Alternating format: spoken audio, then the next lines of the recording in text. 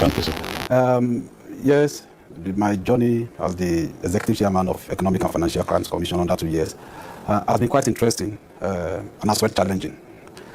Quite interesting in the sense that the President of Nigeria, Senator Bola Ahmed Tinubu, found someone in me who feels he can do this work. And from day one, I kicked the ground running, just like you just alluded to. I've been in the system as chief of staff, I've been in the system as secretary to the commission. So it's a game that is not too new to me, even though it's an area that anybody who wants to do the work with utmost sense of commitment will find quite challenging. So it's been interesting and quite challenging. Interesting in the sense that fighting corruption in Nigeria, everybody will agree with me, is not a chess game. And also challenging in the sense that whatever we do, people will always be there to attack. More people we attack than we appreciate what we are doing. But we are used to all that. So we find it, like I said, interesting and challenging as well. Some people will say that the Efcc does not do so much other than media trial and all that. How will you respond to this particularly prevalent criticism of the Efcc? Thank you, Mr. Otisoju. Maybe perhaps you just allow me to, in addition to confirming the fact that it's been interesting and challenging, so just give you, a little of what has happened in the last 1.5 years or thereabout before I address that question. So that at least if I'm going to predicate the answer on what I want to, on creating some background.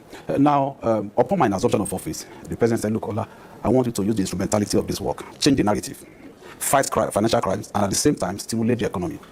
Because you see, if you are fighting financial crimes and corruption and the impact of your work does not add value to the system, to the economy, you are just harming people, you are just making noise. So we sat down to redesign our template. We look at institutional reform, we also look at policy reform. Now, I'm saying this in order to address your question. Now, our institutional reform, we sat down, we said, look, must we always wait for money to be stolen before we act? And I called my team and we said, no. So we started by creating a directorate, which is new in the Efcc novel, called the Fraud Risk Assessment and Control. Now, the essence of this is for us to move into the MDAs generally and monitor the finances. Once money is released, we monitor where that money is going, real time, and that is what we are doing right now. So I will tell you, sir, that in the past so many years, we have not been able to attain up to 30% of our capital budget implementation. As a country? Yes, in this country. And our target now, with the establishment of that directorate, is even if we can do 50% this year, Nigeria will be fine, infrastructure-wise. We would have taken a leap. So that is what we are doing. And I tell you, in the last 6-7 months that we have started, we can see that we've been making impact. We've been able to save the country tens of billions. Projects are being executed to standard and all of that. So we are still going to give a comprehensive report on that. And secondly, we also brought about policy reforms. Just like you said, and now that will lead me to addressing your question. Yes, particularly the issue of cybercrime. We sat down and we said, look, how can we do things differently? We decided to reform our sting operations, processes, and procedure. We brought in what we call the surveillance etiquette. We retrained our staff, particularly those in charge of tactical operations. We keep them. Now, very soon, you start seeing the Efcc operating with body cameras going everywhere. And that was what led to some of the successes we have achieved over the period of time. Now, the issue of media trial. We don't do media trial. See, when people talk about media trial, I don't understand what media trial is all about. Now, upon my assumption of office, I think I've only been able to address the media only once. This is my second time of sitting, before media men to talk about what we are doing. You will discover that most of the basically what you're saying, Chairman, is that you basically put people on trial on the pages of newspapers, and that in most cases the investigation is not sufficient to secure conviction, but that you then put them on trial on the pages of newspapers and damage such people beyond repair on the pages of newspapers even before the actual trial kicks off. That's what I was trying to address. Sir. We don't put people on trial on the pages of newspaper. You will discover that if we arrest someone now, without my media people talking, don't everywhere. To borrow money, media men will carry it without us addressing people. I can tell you that so many of the arrests we have made this year, it was people on their own, media on their own that discovered and put it out there. We don't address media over the issue of our trials. And of course, the issue of social media.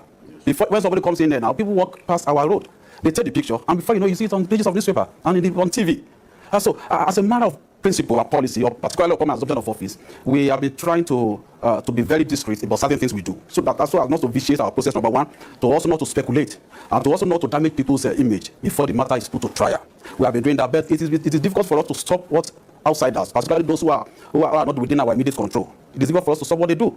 We have seen situations where people that we invite themselves go to the media and say, we have invited them, or we don't know what they have done. Or you must have seen situations where our invitation letters have been displayed on social media. We wouldn't have done that by ourselves. Yes, the invitation letter we sent out to people. The next thing you see it on social media. We couldn't have done that. And so those are issues. So when people talk about media trial, we don't really do media trial. Before you see us putting out an information about the investigation we do, we must have concluded our investigation. The matter must have been in court. And the matter gets to court, it becomes a public issue. And so that idea for us is not found within our processes. We don't do it. But because of the power of media these days, people get whatever they want to get. And it's not in our power to say yes or no. We go ahead and do our work. We don't want to get distracted. One other issue that I want you to talk about is corruption within the EFCC. Before now, if an EFCC staff was getting married, especially in northern Nigeria, we'll see EFCC staff coming in flashy cars and spraying money openly. In Kano, in Kaduna, things that happened that I won't say that I witnessed, that people sent videos to me.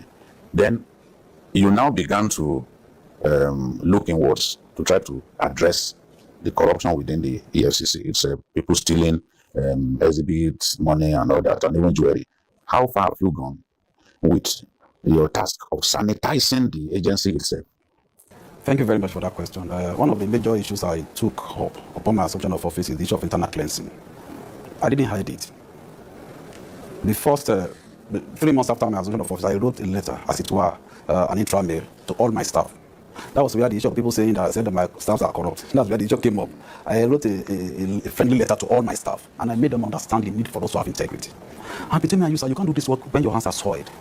When you have integrity, you won't have the confidence to work. Because you can't look at the person that you have collected bribe from or money from in the eyes and say, I want to interrogate you. And you will do the work dispassionately. And so I said, look, it is important for us. This issue of lack of transparency, issue of corruption, we need to nip it in the bud. And we are going to work on it. And I will make sure that people we make them scapegoats. And so I warned them. That was like a warning. To warn them before I acted. And so we started. The first thing we did was to establish some processes that will help us expose people like that. We came up with what we call gift and hospitality policy, which was never in existence.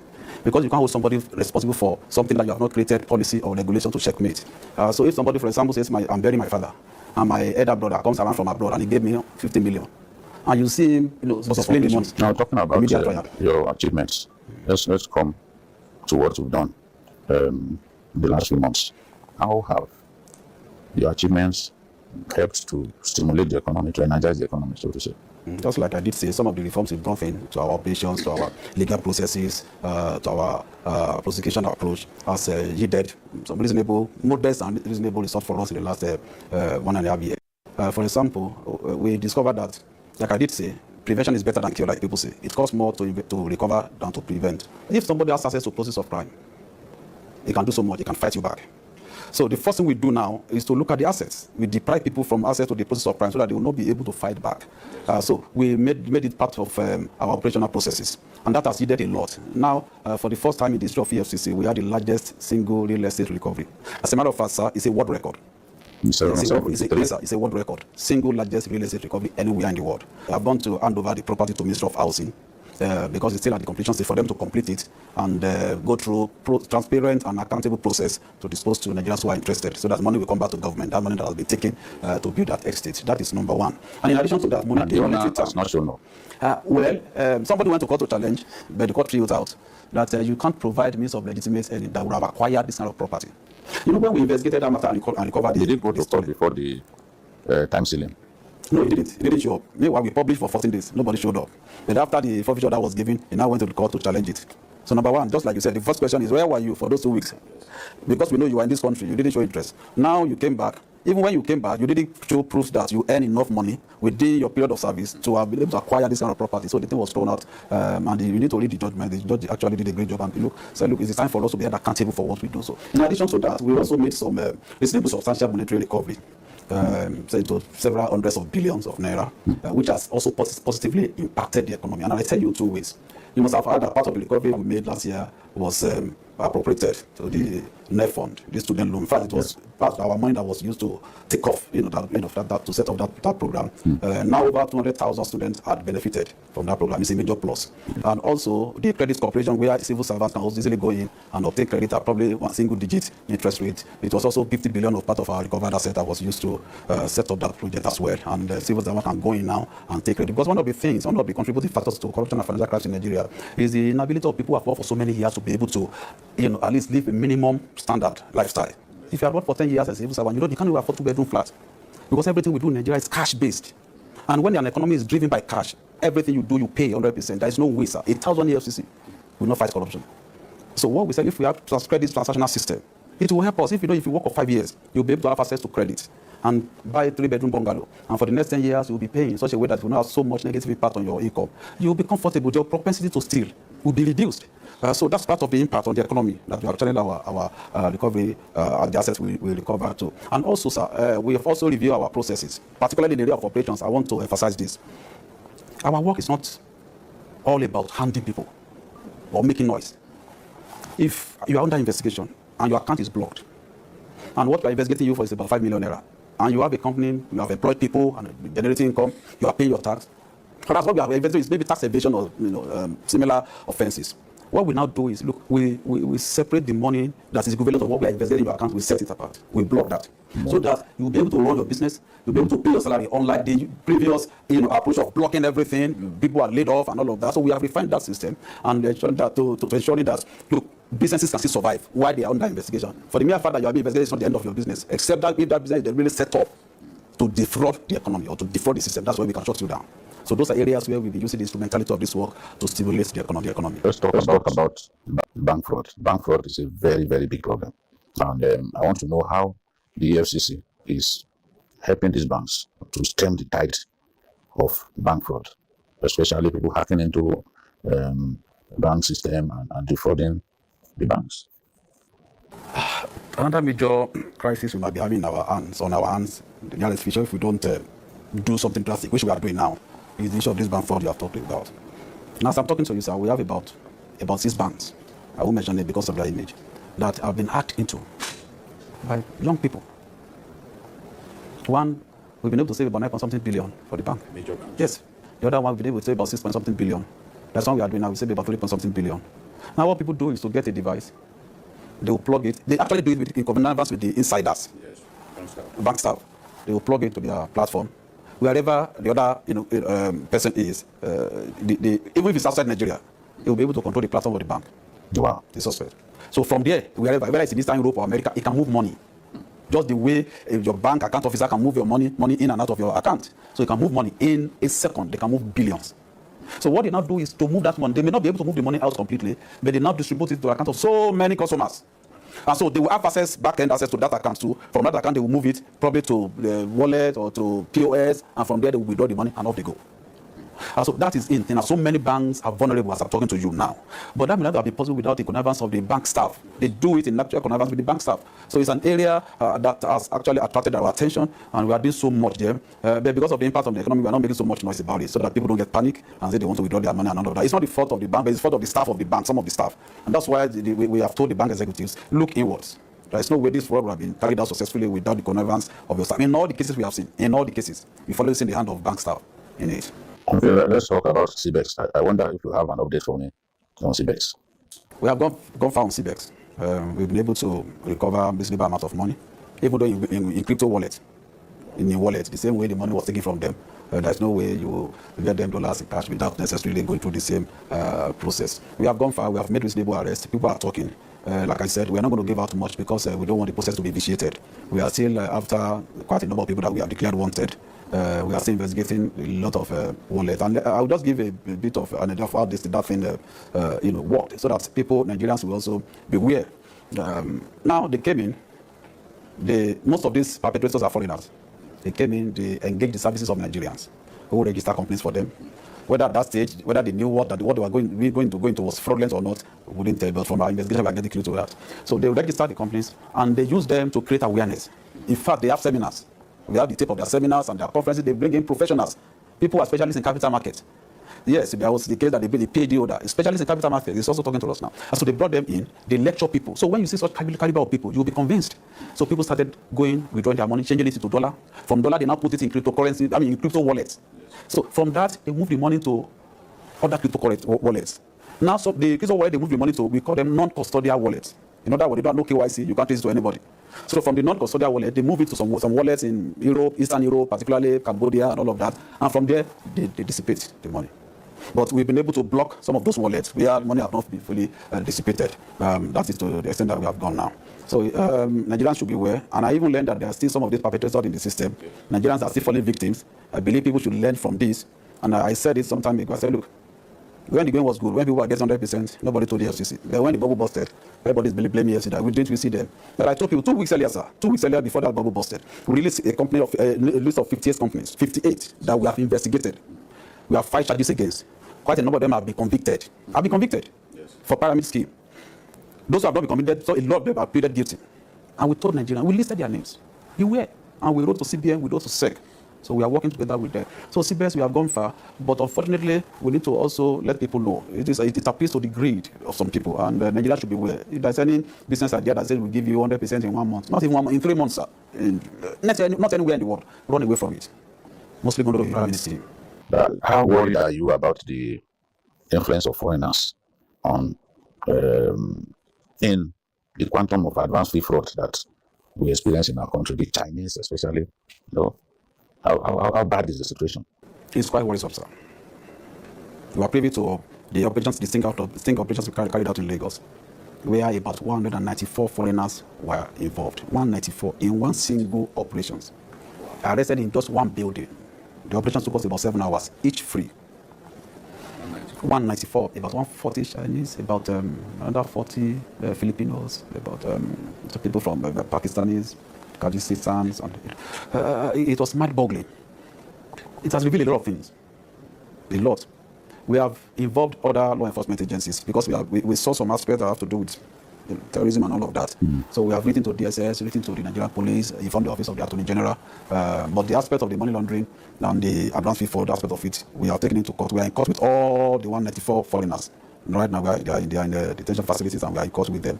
But it is something that should be of concern to all Nigerians, sir. And I want to say this, let us open our eyes. Let's be sensitive to some of these foreigners operating around us. A lot of them have come to destroy our economy. Quite a number of them. But there are a lot of them who come who are doing their genuine businesses.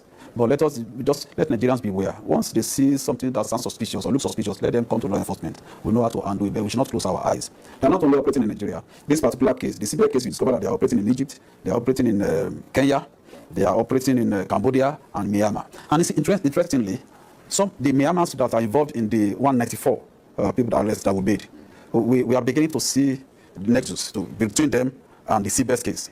We are beginning to see some similar pattern.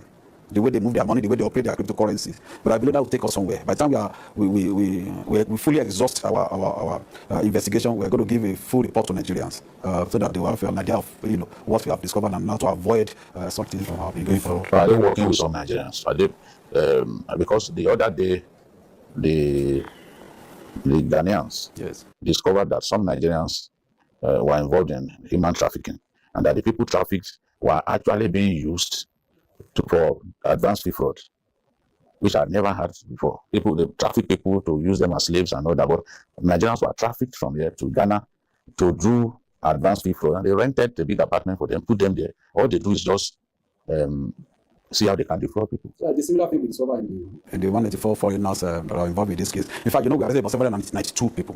184 are foreigners, the rest were Nigerians. What they did when they came in was to employ the service of those Nigerians, and they used their identity. So the world should know. This issue of advanced fee fraud or cybercrime is not a Nigerian thing. Foreigners are here using the identity of Nigerians, vulnerable young Nigerians who are looking for a job. Now what they do in this instance was to employ them and give them some money, between 150,000 to 200,000. They pay them salary. Quite a number of those Nigerians don't actually know what these guys do. They just ask them to enter some information into some computer and all of that. Quite a number of them were innocent because we interrogated them. So yes, they employ the service of Nigeria and use their identity. And again, another interesting thing we discovered is that they also do it in connection with certain Nigerians as well. Because we discovered that in the other case, they use Nigerians to register their company. In fact, you can't see their names among the directors of those companies. You see Nigerians. They use Nigerians to procure the equipment they use. They use Nigerians as signatories to their accounts. The same thing we discovered in CBEX. They use Nigerians to open their accounts. They use Nigerians as signatories. They use Nigerians to move money from one wallet to another. So they are so smart in their approaches. But I thought where you are going is how did they even gain, how did they come in here to settle? And about 792 people, my brother went into a building, and nobody will raise alarm until we got there, until we discovered them, because our operation was intelligence driven as well. We have been monitoring them for like a month, before we busted. 792 people in one building, arrested in one just single operations. It's cause for worry.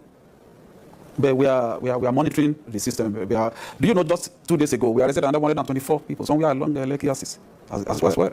I also want to ask you about corruption in the civil service. How big is corruption in the civil service? I've heard people say these politicians are actually taught how to steal money and get away with it by civil servants. How big is corruption in the Nigerian civil service? Well, I was addressing a gathering somewhere outside this country, and I told them some of the figures they will see should be seen within the context of our population, within the context of our size. There's no doubt in the fact that we have corruption within our public service structure. There's no time. But I tell you also, the private sector is also as bad as the public sector from the PLCO work that we have done. But coming to public service, we discovered that it is extremely difficult for political class to steal money without the connivance of, from our own point of work, we call them establishment people. They are always there. Political appointees will come and go. These guys are always there. And I give you an example, a typical example. We investigated a particular ministry. The minister there, and we are prosecuting him. We discovered that about 33.something billion was stolen. Only 3.something billion were able to trace to the minister. The remaining 30 by the director of finance, director of procurement, director of this, director of that, the establishment people. And so when you look at the amount of the money stolen by establishment people, it's much more than the political class. And that is the truth. That's the truth. Don't you think the minister just kept the money with them? No, if we trace money to people and they use it to buy a house in their name, and we discover the money in the accounts of their children and their cronies, and in the course of making statements, they didn't deny that the money belongs to them. If they had mentioned the name of the minister in the course of making statements, we would have said, okay, they were just accessories, either to or after the fact. But when they end up, the moment you catch them, you do your diligent investigation, documentary evidence, it's difficult for people to deny. So minister had just 3 billion. Just 3 out of 33.something billion. It was only 3 that we possibly trace to the minister. The other, look, statistics have shown, because we carry a survey on the real estate in Abuja, that most houses in Asokoro and Itama are owned by civil servants. Yes, statistics have shown that. We have evidence to prove that. So we have discovered that it is important for us to beam our flashlights on the establishment people, on the core civil, exactly the civil servants. One of the big breakthroughs by the Efcc has to do with one university in Kaduna State that has now been turned over to the federal government. How do you sometimes, when you see this level of corruption, does it not demoralize you to even imagine that this is true? Yes, like I did say, given our size, given the resources we have. One individual. Yeah, given the resources we have. Quantum of money. Yeah, it's the system, but we are doing something about it now. The president is really doing something. Because the issue is, the system allows for it before now. It has been so porous. You get my point, sir? The system has been so porous. If the system is not porous, if there are no leakages, it should be difficult for somebody to yak off money that is meant for the implementation of of a capital project. Now, the university you are talking about, it was not even a minister, it was a director. Yes. It was placed with a director. So that's money, one person. The whole university, you need to see the structure. You need to see the... And so we applied the civil forfeiture approach, and we got the property forfeited. And now it's become the property of government. It has been turned to Federal University of Science, somewhere in Kaduna State. In fact, in that environment, there's no university at all. And they're all happy now. At least they can benefit from the process of high. There is this big complaint that you find it difficult to secure the conviction of politically exposed persons. And this has been there even long before you mounted the saddle. Why is it so difficult to secure the conviction of politically exposed persons, given that even the governors that we call the class of 2007, a lot of them, we don't even know at what stage their cases are. We don't know how many of those files you can actually lay your hands on. And we saw when the FCC paraded them. At that time, we saw when the FCC began his case against them. But we've not seen the end of most of those cases. Yes, thank you for that question. It's also bothered my mind upon my assumption of office, and that's why we began to review some of those cases. Now, EFCC is a product of the law. That means that we have to work within the confines of the law. When we finish our investigation, we take the matter to court. From that point, the process of court process takes over. What is important for us to do, which we are doing now, is to take our time and do diligent investigation. We present it there with our evidence. Now, there are legal technicalities that you cannot control. For example, somebody filing an interlocutory application. The judge says, look, the law says, EFCC says, I should continue with this case. Why I rule on your interlocutory application? Now, the substantive case, you continue with the substantive case, but the ruling on interlocutory application is taken on appeal. from to court of appeal. From court of appeal, it goes to Supreme Court. Eventually, we throw it, either agree or throw it out. Say, go and face trial. So there is a case now that the Supreme Court has said, go and face trial, go back to trial court. And that the case has taken 20 years. So that couldn't have been the fault of the Efcc. It is a legal process, and everybody has the right to defend himself or herself until you are finally pronounced guilty by the court. So we have to follow the process ourselves. So it's not a thing we can control. There are cases when your own men, there are cases when your own men do not do diligent prosecution and eventually play into the hands of the accused persons. You even alluded to that sometimes, that some investigators betray their colleagues. Yeah, I agree with you. There could be some of those cases, few cases where we've not been quite diligent in our prosecution, but probably that would have been in the time past. Now, at the press of the button, I'll be able to look at my cases, or spread across and see what matter is coming up when. If a lawyer fails to appear, he will have questions to answer. Now, we have over 50,000 cases in court. Over 50,000 cases in court, real time. Now, for us to control and to monitor, to coordinate, it's a big deal. But we are doing as much as we can. Now, we also must also give it to our lawyers. An average prosecutor in the FCC takes up a case as many as between 70 and 100. You are jumping from one court to the other. So there's this, you will still give room for some human error, gaps here and there. But in the overall, I think it should be given to EFCC. Not even any law enforcement has come near our conviction rate last year, 4,111. That was the product of proficiency and hard work. Even though there are still areas where we can buckle up, where we can improve, we are going to do that, and we will continue to do that. You also must also know that some of these things are also predicated on availability of resources. Somebody has 2 or 3 places to go, and we may not be able to make the resources available on time. So that also tends to not only dampen spirit, but also tend to discourage. But in recent time, President Bola Ahmed Tinubu had supported us in that area, and you can see that most of our cases are going on well now. Now, that is also partly attributable to expectation from Nigerians. So I tell you, when we take our time, or when we take matters to court, the issue has always been, you people, you don't do your diligent investigation, you just take the matter to court. And before you know it, judges, because we throw it out. I've even had you alluded to that fact before, which is not out of place, which is true. But now we are diligent, we are taking our time. That was a case of a particular ministry we've been investigating for about 12 months now. Everywhere I go, what happened to this minister that was suspended? What happened to this? I said, look, Nigerians, if under 2 months I rush to court, you'll be saying, why did you rush? Why did you finish your case before you come to court? Now I have to investigate over 140 accounts. Some abroad. Sometimes you write letter abroad, it takes 2-3 months for them to respond. But you need that as proof of evidence. If I don't put it there, judges will throw it out because they are not expected to generate evidence for me. So let me take time and do my work diligently. When the matter gets to court, you will see it goes quickly. It's unfortunate that when the ordinary people on the streets who want to see you put as many corrupt people as possible in jail do not know, they don't understand the daily grind of your work, what you have to do, the letters, how long it takes to get feedback and all that. Because they will recall that the case involving the former Minister of Humanitarian Affairs was passed on to you to investigate. And the whole year is gone. Nobody's hearing anything about it. It fuels suspicion that there is a desire to sweep the matter under the carpet. That's not how I feel. But the ordinary people also go, it's their government, this is what they are trying to do. So if it takes so long for you to, is it not even possible for you to say, okay, this is how far we have gone? Or do you think that could compromise the outcome that you wish to have? Yeah, that particular case, reference that you have mentioned, I've just told you now that you are still investigating. Yes, we have about 140 accounts that I need to investigate. There are some requests I sent about as I'm talking to you now, they've not responded. I have to do follow-up. And if I don't have that, I won't go to court. I'm not going to use to pressure to go and rush to court and be stampeded and present the case, and the case will be thrown out as no case submission. Look, sir, we have had calls for the first time ministry, that the FBI director came to Nigeria last year to see me. He was here for 2 days to acknowledge what we do, to salute our sense of commitment and sense of scrutiny, small aspect of investigation, to the extent that they appreciate what we are doing, that they send FBI operatives to work with us. And also tell you, for the first time, the Director General of NCA, the current one, Grammy, was here in my office here, all the way from the UK, to see me and to appreciate the work we do and sought for better collaboration with us. So if such top-notch, high-profile agencies can appreciate what we are doing, I think Nigerians should appreciate what we are doing. Look, over there, at the press of a bot, you can profile everybody. But here, sir, I have to carry file. I have to go to bank. I have to verify everything physically before you can even get the basic elements of proof. Of the evidence that you need to prove. And people want us to finish a case in 3 months. No, I don't have the magic wand to do that, sir. I don't. Given, the peculiarity of our system. So people must, some of our people work 20 hours a day. Sir, we are not the only anti-corruption agency in Nigeria. We are not the only law enforcement.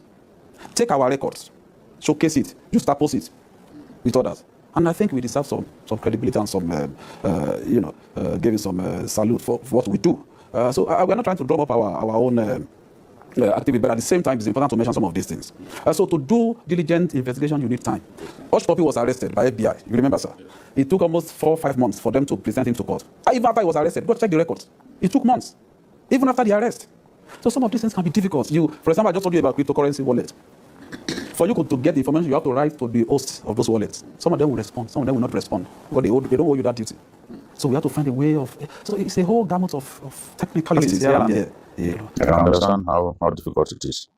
Does President Tinubu in any way get in the way of your work? Does he tell you, leave this person, don't disturb him? Has that ever happened? I didn't expect it to happen after the question. Because since you have asked me, I will answer you. I will answer you. Up to this point, I have not seen that my mandate has changed from being apolitical, from seeing things from a neutral perspective.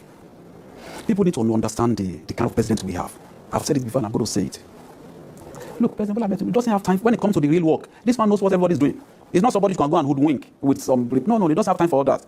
This is somebody who believes in results. Every time I say, Ola, what have you done? Ola, how much cases have you filed in court? That's what we discussed. How much recoveries have you done for me to move this economy forward? So such a person would have the frivolity of saying, go and crash, go and. I smile when people ask me such questions. Is he more interested in recoveries than conviction? I've just told you now that how many cases have I filed in court? I just said it now. So he's also interested in conviction. What he says is, look, just go ahead and sanitize the system as much as you can. We need the system to be sanitized for us to deliver, good governance for Nigerians. That is what we have been talking about. And I had people saying that it was because I invited the SY governor of Delta State. That's why he came to APC. So the 3 senators that come to APC in Kebbi State are the 3 under my investigation in the FCC. I was even wondering why you've not succeeded in bringing Fire State to APC. Quite a number of them. Yes. So it's not about that, sir. It's about the fact that, look, sir, I won't get blackmailed or intimidated by saying because somebody's in opposition, if he now steals money or commits financial crime, I won't go have time. Let Nigerians hear out clearly. Nigerians, you have given us mandate to work. Let's also do this work. You know something for whose source is God. If you're in APC, hear us loud. If you steal money, you will have questions to answer.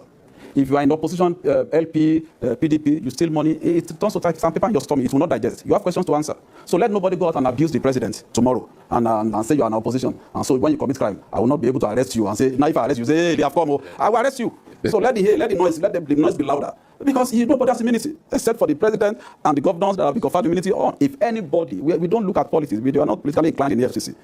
We don't look at politics. Whether you are APC, sir, I want the governor, go and look at the list of high-profile prosecution.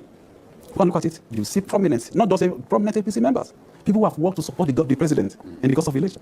We have prosecuted them. The president allows me to prosecute them. So you have them, you have the PDP, you have the opposition. So our work is, do you have questions to answer? Do we have reasonable suspicion that you have stolen money or you have committed financial crime? That's what drives our mandate, sir. There's one other question that I will ask you that you were not expecting. If you were interrogating a governor and who stole some money using his finance commissioner and other people, and he said, leave me alone. I spent the money on President Tinubu's campaign. How will you respond? I'm very sure you must have seen some of our processes in court. That's the bit of journalism. That's the difference between veteran journalists and those who are just trying to create sensational, journalism and all of that. Thank you for that question. It happened actually. It happened there. Governor to minister. They told us, yes, this money we gave them for campaign. I said, go on, give me the evidence I gave them for campaign. He said, no, it was cash we gave them. So you don't know that. There's no way you'll be able to defend that. Number one, now, did the party have to go and steal money for their campaign? No, everybody does that, but you are the one now I'm asking questions, not everybody. So they can't defend it. Number one, the question is, who did they ask you? Give us the evidence that they were the one that said you can't steal the money so that we see them as an accessory. No evidence. Give us the evidence that you gave them the money for campaign. No evidence. I said, okay, write it down, put it down. They can't write it. They can't put it down. But they go out and be mouthing it. So we don't work by what people say on social media. We work by evidence. Proven evidence. I believe in that. And I will not be swayed by what people say out there. We do our work, we get the evidence, we put it to them in court, and the matter is adjudicated upon. One of the big things that the EFCC has been doing is apprehending Nigerians who go to parties, mutilating our currency, spraying our currency. Some were even in the habit of throwing our currency, bundles of our currency like they are throwing a stone.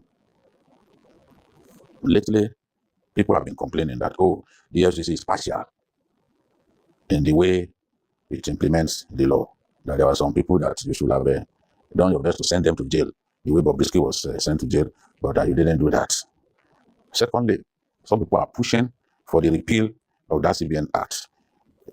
You are a lawyer. How do you think that law is necessary given our culture of spraying money to show appreciation of practice? Would you support the repeal?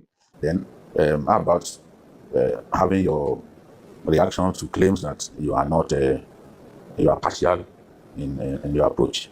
Like Nigerians who agree with me, EFCC, part of the provisions of our law is that we coordinate the enforcement of all financial crimes laws in Nigeria, of all. That's what some people, that's what they've not brought into the equation.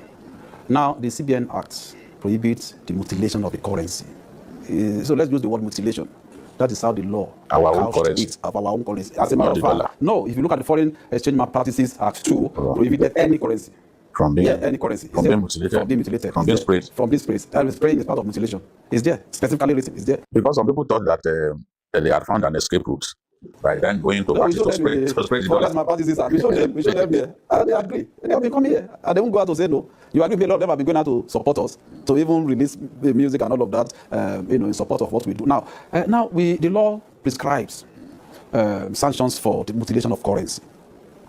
Currency can be mutilated by spraying, that's the provisions of the law, by stamping on it, by throwing it, by defacing it. In fact, when you rough-handled the currency, you have committed a crime. So that is what we as law enforcement, we enforce. Nigeria, they made the law. National Assembly made the law. It's for us to enforce. Not until the day that it's no longer a law. Then we'll stop. Now, that is one aspect, sir. Secondly, between me and you, sir, how does it add value to our economy? It's economic sabotage. How does it add value to our lives? And apart from the collateral effects, which I will see address, people will go to parties and they will, just like you said, they will carry money and throw it. So me and you will work and we earn salary. Even if you don't earn salary, if you do business, you make profit in your business. After so much hard work and labor, you think somebody who makes legitimate money, just looking at it from the commonsensical approach, will carry money and throw it? For me, if you say it's a traditional thing, it's a cultural thing, our culture must also evolve. It must evolve. Any culture or tradition that will not promote the social interests of the people, the economic interests of the people, and the sanity in our system, I think we should do away with it. Because nobody will earn legitimate money, and I say something corrected, and we throw it, sir, or stamping on it. It's even ridiculous. We need the support of the international community to grow our economy. We need loan, rightly so, to develop infrastructure. The people who are approaching to get loan from them, they are seeing the way we live our lives. When people carry bundles of dollars and throw it around, and they'll be asking themselves questions, are these people really serious about growing their economy? Now, that's one. That's another aspect to it, sir, the social aspect of it. There are people you see on the streets who are hungry. That just 1,000 naira will help them, will save them for a day. And they will see people spraying money like that. What do you think will go into their head? The younger ones are looking at them. And they will no longer believe in hard work, in dignity that is in labor. Because there's no one that can work for money. Sir, I earn salary, I can't take my salary and be throwing it. And so that is another aspect of it. So whichever way you look at it, I don't know what value that is going to add to our lives or to our economy. Apart from the fact that it's a law that we need to enforce. That's to defend that. So it's not for us to say, abrogate that law or repeal it. It is for me to say, this is a law. Go ahead and enforce it. And I enforce it. Without, there is no partiality, sir. We have had cause to prosecute the higher and the low. But there are people now, you don't even hear about them anymore because of the work we do. So you invited children from a prominent family. and they thought you would put him on trial just the way Bobrisky has become the standard. That is the thing. But when they didn't see that person on trial, not only Bobrisky, there are other celebrities we also brought in. There are so many people. We have convicted over 100 people. It's just on this matter, because of the few people that you know who are celebrities. There are so many people that you don't know about that we have convicted all across nationwide. And we keep doing it, and we continue to do it. We will continue to do it. There was one that challenged you that to do your worst. We have arrested him now. We are going to, it's in the matter, we are filing a charge against him. We are not our worst, and he has said worst. So you should do your worst. Yes, the case that you made reference to, eventually we discovered that the young boy that was doing that was a juvenile. And you know the vision of that in law. We invited them, unlike what Nigerians are saying. They came here, they made statements, we find them. The law allows me for me to do that. We did. To find them? Yes. We taking them to court? Yes. They are juveniles. We did. Now, it's quite worrisome also that Nigeria will think we don't apply. Now, there are two processes to the work we do. My law allows for me to do what I call compoundment of offense. If it's not really what we call the mega financial crime, it has to do with spraying of money, blah, blah, blah, we bring you in. You have questions to answer. You answer your question. We ask questions, you answer, and you are found culpable. We are taking you to court. Sir, please, sir, I didn't know. Genuinely. Yes, I didn't know and all of that. But whether you know or not, it's not an excuse in law. We still have to apply the process of law. Now, my law allows for me, Section 14 of Section 2 of the Efcc Act, allows for us to compound offences under the condition that the person that was alleged to have committed the offence has owned up and he has shown enough remorse. And you are able, whatever is lost to the economy, you are able to recover it. Now, when somebody is spraying money, it's money that is spraying. Even though it's economic sabotage. But when you cannot quantify monetary, loss. Now, what we now do is we find them and they pay. And we monitor their lifestyle going forward. So if you repeat the offense, now we prosecute you. But in the cases that you have seen us prosecute, a lot of them, they say, well, they are not, they either deny doing it or they say they are ready to go to court. So we take them to court. But the ones that have admitted their offense, their error, and they have agreed going forward, they have shown enough remorse, and they are saying going forward, they will not do it again. We don't just leave. We don't just leave them to go. I mean, that's the sanity we want to create within our financial ecosystem. So we don't just release them; they pay fine. It's part of the sanctions that the law allows for us to do. So that's about the issue of mutilation of currency. We have invited Tompolo, Nigeria. The Nigerians know that, and we said there is no one that is above the law. We are nobody should go and condemn Tompolo for the allegation. It's a mere allegation for now. So when it comes, we will look at it. We have subjected the video to forensic analysis because we have to do that. Because these days, too, people can impose, but we have subjected it. We have invited him. Not until we conclude the case. We cannot say Tompolo is guilty or not. We must give every Nigerian fair hearing. On benefit of the doubt. Benefit of the doubt. Now, my last question. Because I know this won't be my last interview with you. There was two occasions when we will interview Martins Otse, who goes by the moniker or the nickname Very Dark Man. What really is the matter that the Efcc has with this boy? Because for many Nigerians, they think the Efcc is being used to silence opposition, to silence those who speak for the Nigerian people. What really, and it too has come out of interrogation saying all kinds of things. What really is the case that you have against him? Thank you, sir. I don't know why Nigerians are making mountain out of a molehill. Between the time I assumed office and now, we have opened over 5,000 case files. Over 5,000 case files. The high, the mighty, the middle cadre, the low, the poor, the rich. So I don't know why the issue of Vincent, the video, I don't know why it has become a national issue. And I give you a background to it. We received petition, about 4, on that young man, written against him. And for like 5 months, we have been carrying out our criminal investigation without inviting him. Knowing the kind of person he is, he's out there, he has followers and all of that. Even though, like I said, the law is no respecter of anybody. Now, if I can bring in West governors, ministers, people who are serving, people who are in private sector and public sector, I don't know what is special about anybody that we cannot bring in. So based on that, and when we are through with our criminal investigation and we feel he had questions to answer, we brought him in to answer questions. And when he got there, we had legitimate court order to detain him because there was no way we would be through with the interrogation, within a day. But there are so many legs to the investigation, so many legs. And we granted him bail. I directed that he should give him bail the following day. He was given bail. And eventually we released him after some days here. Investigation still continues. I don't want to say much about that. And when we are through with our investigation, if he has a case to answer in court, he will be made to answer case in court. And if he doesn't have a case to answer in court, so be it. But as I'm talking to you now, investigation is still ongoing. There's nothing special about this case. Even though, like you said, he went out and he's talking, even though from both sides of the mouth, he wants to become your FCC friend. He, at the same time, abusing the FCC. So, see, I don't want to get carried away by all those razzmatazz. He's a young Nigerian who is zealous. I don't have anything against him, but the fact remains, if there's an offense, there's an offense. If there are things for us to investigate, we need to investigate and come to a reasonable conclusion. But I want to use this opportunity, sir, permit me, to address the issue of Yahoo Boys that has become a major issue in Nigeria. That people often accuse the FCC. There are people are stealing mega money, and all of you are not seeing them. You are the only people that you can run after. You are ready. It's Yahoo Yahoo. I want Nigerians to know that we are having crisis on our hands. It's actually a crisis situation. My brother, today, if you travel abroad with your green passport, stand in the queue among so many people, you will discover that by the time you present your green passport, the people will look at you with some observation. That's if they don't take you aside to carry out special scrutiny on you. That is a national shame that some young Nigerians have caused for us. I go out to interact with my counterparts abroad, to interact with government agencies in the course of tracing money and recovering assets. And there are things that it will be difficult for you to defend. They see these things on social media. Now, having said that, yes, a lot of foreigners come to use the identity of Nigerians. I want to tell Nigerians, this Yahoo thing we are talking about is a crisis. Just 2 days ago, we arrested over 120 Nigerians, young men. People don't believe, these young men don't believe in hard work anymore. Sir, I'm from a state where education is our pride. I'm from a state where the major enterprise we have is education. If you go to the secondary school that I attended now, sir, by 12 noon, the students have left school. You see, in secondary school, you see them in hotels, in groups, trying to scam people. You see secondary school students driving vehicles. Is that, are those the people who want to hand over Nigeria to? Is that the nation we want to build? Now, sir, let me tell you the most dangerous aspect of it. It's not just about Yahoo Yahoo. Nigerians should know this. These guys, some of them are into banditry. We have evidence. We have proofs to do that. Some of them are into kidnapping. Yes, because when they know they don't see people to scam on time, they go to kidnap. It is there. It is in the news. People know. This is the work we do. People know.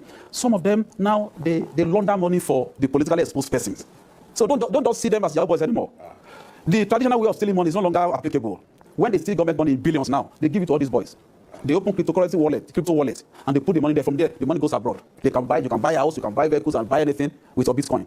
So most of these politically exposed persons now identify these boys. They put them in hotel, and they open accounts for them. They share this money among them. They change it to dollar, and they move it abroad. So Nigerians should not just look at us looking. No, it's much more than that. As a matter of fact, there was a 22-year-old boy that we arrested. Within 18 months, we saw a turnover of over 5 billion naira in his account. The young boy has never worked in his life. Who has only made use of 5 billion? 22 over 5 billion naira within 18 months, a turnover. So we brought him in, and we discovered that a lot of money for politically exposed people. The matter is under investigation. The guy is in one of our facilities. So ordinarily you will see him with maybe we have dreadlock. You say it's just a Yahoo boy. They should leave them. It's just you that they are scamming $10. No, sir. It's a major crisis. They use them to steal government money now, mostly. A lot of them commit. A lot of them do ritual killing. They use our Nigerians. Would they say they don't know that? They use all these our young girls. They do ritual killing. If you get to one of my offices, I will mention. If you get to my exhibit room now, you'll see a black box that we have there with human hair. One of them that we arrested under his bed, we brought out a black box with human hair. Forensic evidence has proved that it was human hair. And these are the people Nigerians say, leave them. As a matter of fact, what they are doing is not just Yahoo. They are also involved in mega cybercrime. So a young boy of 22 that we discovered that he had a turnover of over 5 billion. If you see that in the account of a director in ministry or a minister, are you not going to cry? Are you not going to shout that this is too much? Well, we saw it in his own account. Meanwhile, he laundered this on behalf of a police. To Godspeed. Thanks so much, sir. To continue to work for us diligently. Thank you, sir. Thank you for coming.